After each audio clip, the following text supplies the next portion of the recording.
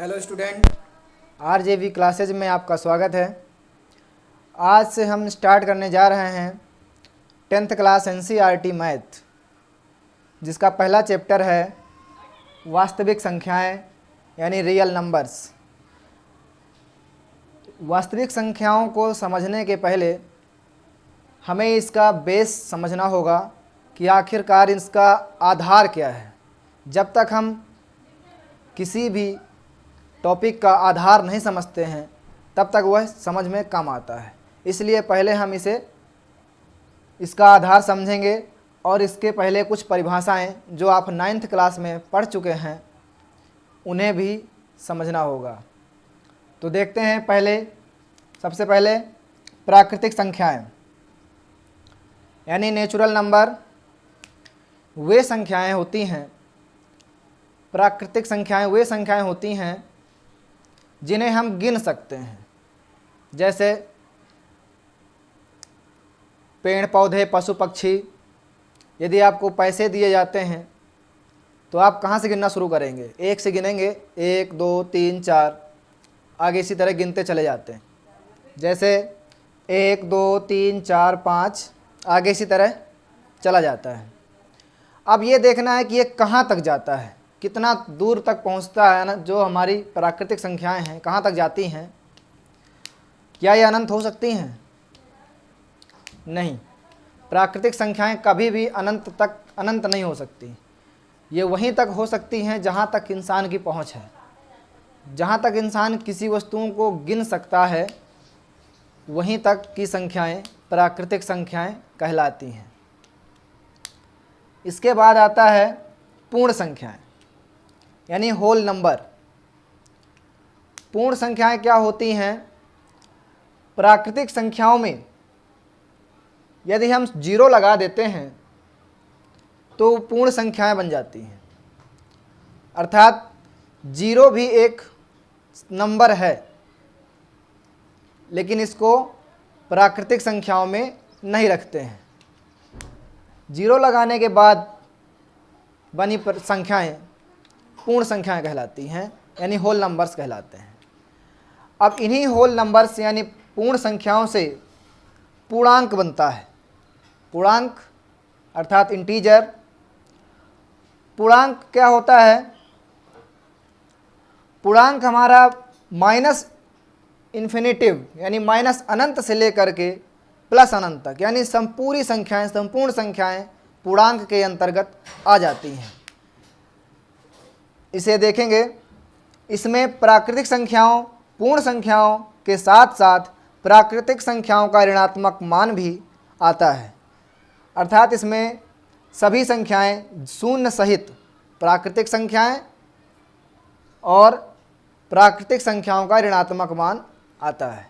इन्हें हम पूर्णांक कहते हैं। 0 से जो अधिक की संख्याएं हैं उन्हें धन पूर्णांक अर्थात पॉजिटिव इंटीजर, और जो 0 से कम हैं यानी जो ऋणात्मक मान हैं प्राकृतिक संख्याओं का, उन्हें ऋण पूर्णांक या निगेटिव इंटीजर कहते हैं। फिर शुरू से देखिएगा इनमें तीनों में क्या डिफरेंस है।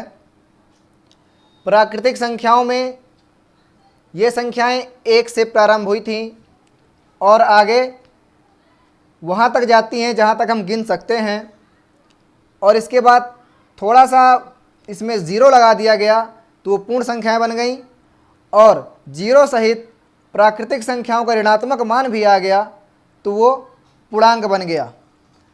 यानी प्राकृतिक संख्याओं में हम ऋणात्मक संख्याओं को नहीं रख सकते हैं। इसके बाद आता है अभाज्य संख्या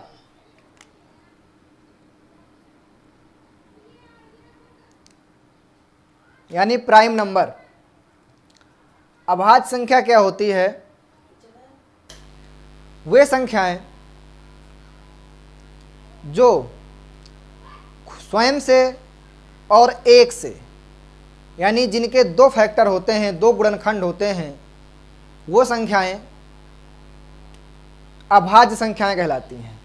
ये स्वयं से ही डिवाइड होती हैं और 1 से एक और स्वयं के अलावा ये किसी तीसरी संख्या से विभाजित नहीं होती हैं।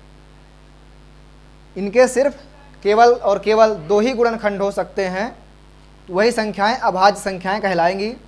जैसे आप देखेंगे एक को हम एक से डिवाइड करेंगे, भाग देंगे, तो एक बार में ये 0 हो गया, तो यह एक अभाज्य संख्या नहीं होगी, क्योंकि इसका एक ही गुणनखंड है एक के अलावा इसका दूसरा गुणनखंड नहीं है। और जबकि यह कंडीशन है, शर्त है कि अभाज्य संख्याओं के लिए दो गुणनखंड होना आवश्यक है, इसीलिए एक को अभाज्य संख्या नहीं कहते हैं।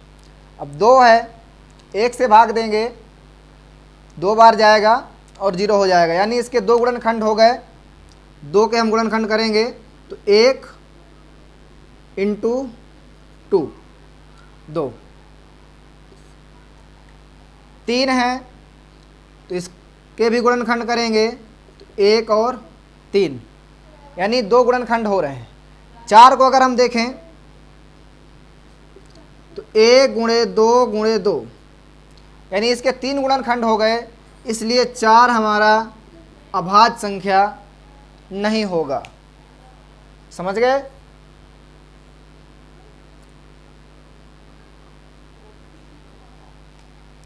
इसके बाद आता है संयुक्त संख्या यानी कंपोजिट नंबर। आप अभाज्य संख्या के बाद संयुक्त संख्या में अंतर देखेंगे, इसमें केवल 2 ही गुणनखंड थे और संयुक्त संख्या में 3 गुणनखंड हो जाते हैं। 3 या 3 से अधिक किसी संख्या के अगर गुणनखंड होते हैं तो वह संख्या संयुक्त संख्या कहलाती है। इसे हमने परिभाषित किया है, वे संख्याएं जो 3 या 3 से अधिक संख्याओं से विभाजित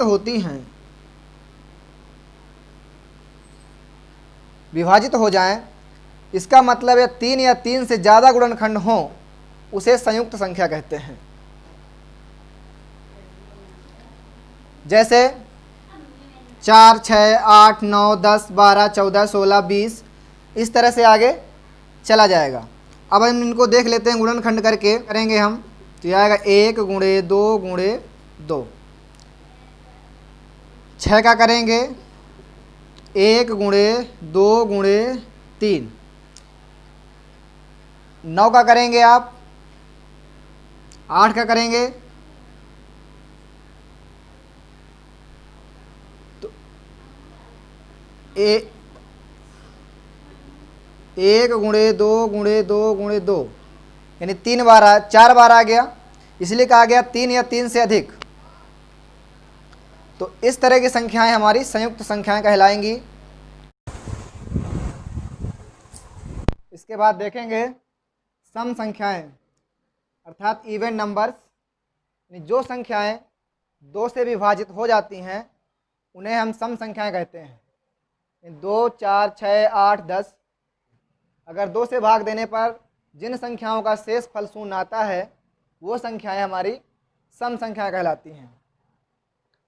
इसके बाद आता है विषम संख्याएं यानी ऑड नंबर्स, यानी जो संख्याएं 2 से विभाजित नहीं होती। सम संख्याओं का जस्ट अपोजिट यानी इनका विपरीत ही विषम संख्याएं होती हैं। यानी अगर हम 2 से भाग देंगे इन संख्याओं में तो शेष फल 1 आता है, हमेशा एक शेष फल ही आएगा, वो संख्याएं हमारी विषम संख्याएं कहलाती हैं।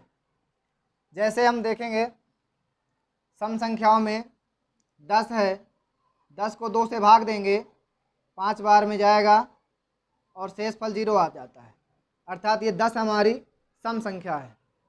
और अगर हम 9 को भाग दें 2 से तो ये 4 बार में जाएगा और शेष फल 1 बचता है, अर्थात इसमें शेष फल शून्य नहीं आता, इसलिए 9 एक विषम संख्या है यानी ओड नंबर है। एग्जाम्पल दिए हैं 1, 3, 5, 7, 11, 13, इस तरह से ये हमारी विषम संख्याएं हैं। अब जो मेन शुरू होता है वास्तविक संख्याओं के लिए ये दशमलव संख्याएं हैं। सबसे अच्छे से इन्हीं को समझना है। अगर आपने इन्हें समझ लिया तो वास्तविक संख्याएं क्या हैं ये बहुत अच्छे से समझ में आ जाएगा। और इस चैप्टर में जितने भी सवाल हैं वो सभी आसानी से हल कर सकते हैं। दशमलव संख्याएं हमारी कई प्रकार की होती हैं। पहले तो हम इसमें दो प्रकार देखेंगे, एक है समाप्त और एक है गैर समाप्त। इन दोनों में हमने कुछ मान लिया है। इसका मतलब है कि अगर हम किसी संख्या से भाग देते हैं तो वह संख्या पूर्णतः विभाजित हो जाती है, तो उसको हम समाप्त में रख देते हैं। जैसे हम बार में जाएगा और शेषफल एक आया, दशमलव लगाएंगे, जीरो बढ़ाएंगे और 5 बार में करेंगे तो शेषफल हमारा जीरो आया, यानी 2.5 या कह सकते हैं 5/2। यह एक समाप्त होने वाली दशमलव संख्या है जो कि पूरी तरह से विभाजित हो जाती है। और एक दूसरी संख्या एक गैर समाप्त, जो कि भाग देने पर भी उसका पूर्णतः शेषफल शून्य नहीं आता, उसे गैर समाप्त के अंतर्गत हम लिख रहे हैं। जैसे 3 का भाग देते हैं हम 20 में, 6 बार जाएगा, 18 आता है, शेषफल आया 2, फिर दशमलव लगाएंगे और जीरो बढ़ाएंगे, फिर भाग करेंगे तो फिर 6 बार जाएगा और यहाँ पर 18 आ जाएगा, 18, फिर शेषफल 2 बचा, फिर जीरो बढ़ेगा, फिर 6 बार जाएगा, फिर 18। इस तरह से ये कभी भी इसका शेषफल शून्य नहीं होगा और बार बार इसकी पुनरावृत्ति हो रही है, अर्थात ये गैर समाप्त संख्याओं में आ गया। पहले तो ये दो संख्याएं हुई दशमलव संख्याओं में, समाप्त और गैर समाप्त। अब गैर समाप्त संख्याएं भी दो प्रकार की हो जाती हैं, इन्हें हम देखेंगे आगे।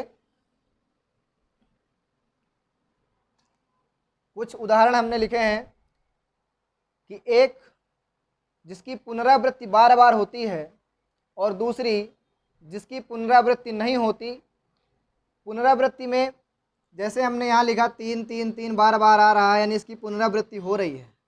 यहाँ पर भी 1 4 2 3, 1 4 2 3, इसके बाद पुनः 1 4 2 3, इसी तरह से 1 4 2 3 करके ये आता रहेगा, लेकिन शेषफल पूर्णतः शून्य नहीं होगा।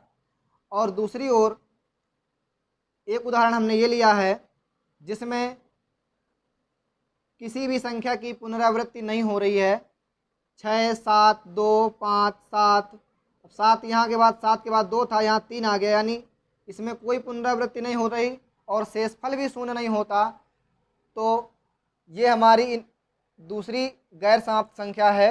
यानी गैर समाप्त संख्याओं को दो पार्ट में बांट सकते हैं, एक तो रिपीट होती हैं और दूसरी रिपीट नहीं होती हैं। इन्हीं संख्याओं से अब हमें परिमेय और अपरिमेय संख्याओं की परिभाषा ज्ञात होती है। यहाँ तक समझ में आ गया होगा, या पुनः एक बार देख लेते हैं क्योंकि ये बहुत ही इम्पोर्टेंट है। एक संख्या जो पूरी तरह से विभाजित होकर के शून्य शेषफल आता है और दूसरी जिसमें शून्य शेषफल नहीं आता है। अब जिसमें शून्य शेषफल नहीं आता है उसको दो भागों में फिर बांट देते हैं कि जिसकी पुनरावृत्ति बार बार होती है और एक की पुनरावृत्ति नहीं होती है, यानी वो रिपीट नहीं होती हैं, तो इनको गैर समाप्त संख्याओं में हम रख रहे हैं। इसके बाद इसे मिटा देते हैं।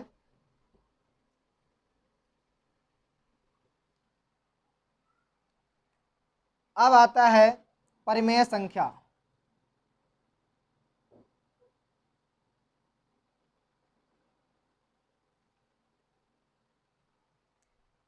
परिमेय संख्या क्या होती है? यानी वे संख्याएं, अब हम इसकी परिभाषा वे संख्याएं जिन्हें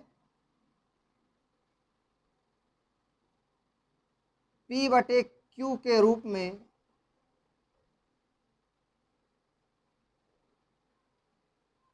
लिखा जा सकता है, लेकिन Q कभी भी शून्य नहीं होगा, ये शर्त होती है। तो ऐसी संख्याओं को हम परिमेय संख्या कहते हैं। अब परिमेय संख्याओं की दूसरी परिभाषा हम दशमलव संख्याओं से भी ज्ञात कर सकते हैं। जैसा कि अभी हमने देखा था कि एक समाप्त और गैर समाप्त हमने यहाँ लिखा है। समाप्त में जो परिमेय संख्या होगी उसमें गैर समाप्त से पुनरावृत्ति जिसकी बार बार होती है ये संख्याएं, और जो पूर्णतः समाप्त हो जाती हैं यानी शेषफल शून्य हो जाता है, उन संख्याओं को मिला दें तो ये दोनों संख्याओं का संयुक्त रूप भी परिमेय संख्या कहलाता है। जैसे 5/2, 20/3,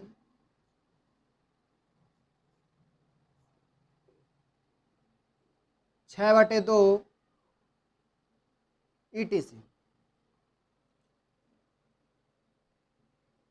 आदि।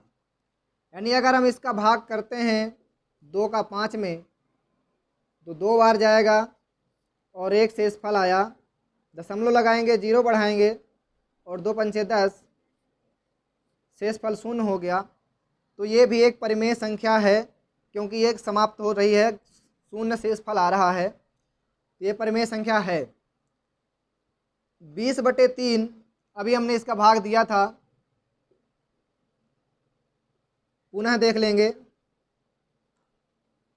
3 18, 2, 0.0, 3 18, 2, फिर 0 बढ़ाएंगे, 3 18, इस तरह से ये आता रहेगा और इसकी पुनरावृत्ति बार बार हो रही है, अतः इसे भी हम परिमेय संख्या में रखेंगे। और ये 2 का 6 में भाग करेंगे तो 3 बार जाएगा और पूरा का पूरा 0 हो रहा है, अर्थात ये भी एक परिमेय संख्या है। परिमेय संख्याओं में प्राकृतिक संख्याओं को भी रखते हैं। जितनी भी प्राकृतिक संख्याएं हैं 1 2 3 4, ये भी एक परिमेय संख्याएं हैं, क्योंकि हम इनको इनके नीचे 1 का बटा लगा सकते हैं।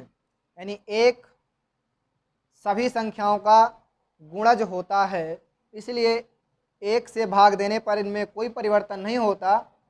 अतः प्राकृतिक संख्याओं को भी हम परिमेय संख्या में गिन सकते हैं, रख सकते हैं। और जिन संख्याओं की पुनरावृत्ति नहीं होती है, जैसे हम पाई का मान देखते हैं 22/7 रखा जाता है, और 7 को अगर हम 22 को 7 से भाग देंगे तो 3 बार जाएगा, 7 × 21, 1 बचता है, दशमलव लगाएंगे, 0 बढ़ाएंगे, फिर 1 बार जाएगा तो यहाँ बचेगा 3, फिर 0 बढ़ाएंगे, 7 चौक 28, 4 बार जाएगा, 2 बचा, फिर 0 बढ़ाएंगे, फिर 2 बार जाएगा, फिर बचेगा 6, 60 आया, फिर 7 का भाग करेंगे तो 7 9 बार 8 बार जाएगा, 56 आएगा, फिर 4 आया, 0 बढ़ाएंगे। इस तरह से इसकी कभी भी पुनरावृत्ति नहीं हो रही है, ये आगे चला जाता है और कभी भी इसका शेष शून्य नहीं होता, इसलिए यह परिमेय संख्या नहीं है।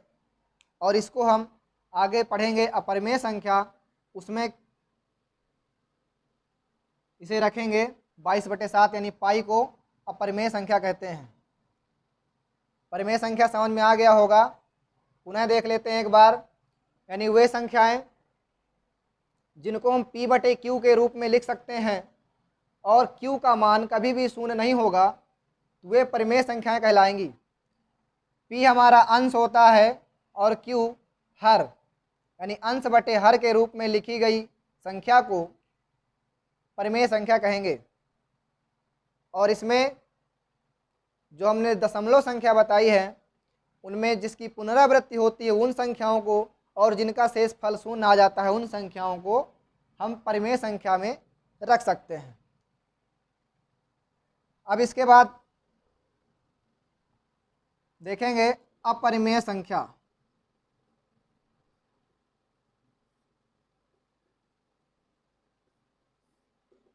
इसे हम रेशनल नंबर बोलते हैं और अपरिमेय संख्या को इरेशनल नंबर कहते हैं। अपरिमेय संख्या क्या होती हैं? जिन संख्याओं को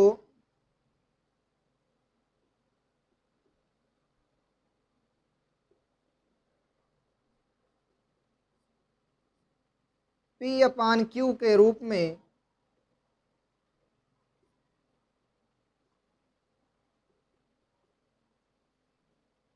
नहीं लिखा जा सकता, वे संख्याएं अपरिमेय संख्याएं कहलाती हैं।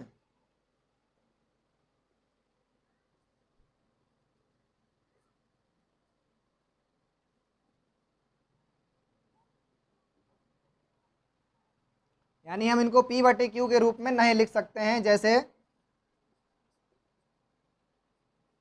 √2, √3, √5, पाई आदि।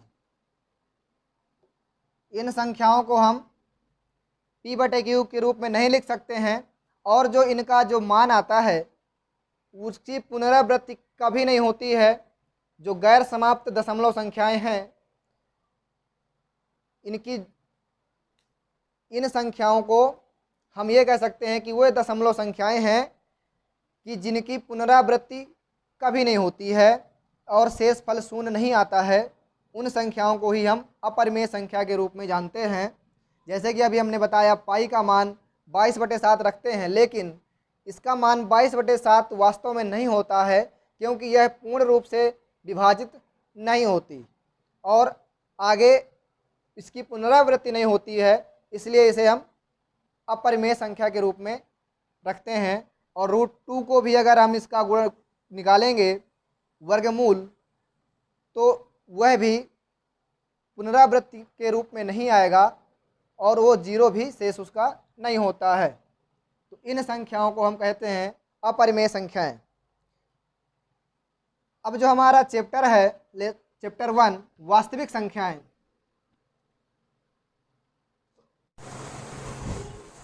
अब जो हमारा चैप्टर है वास्तविक संख्याएं,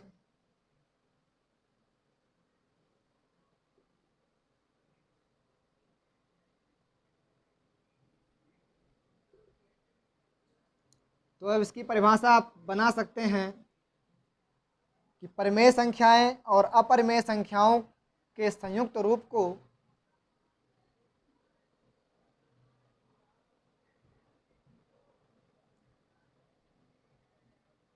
परिमेय संख्याएं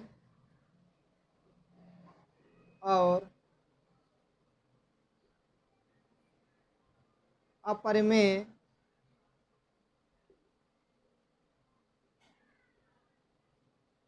संख्याओं के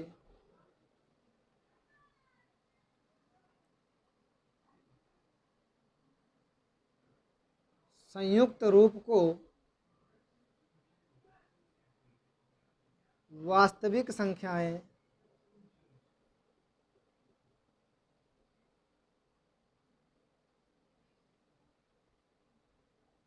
कहते हैं।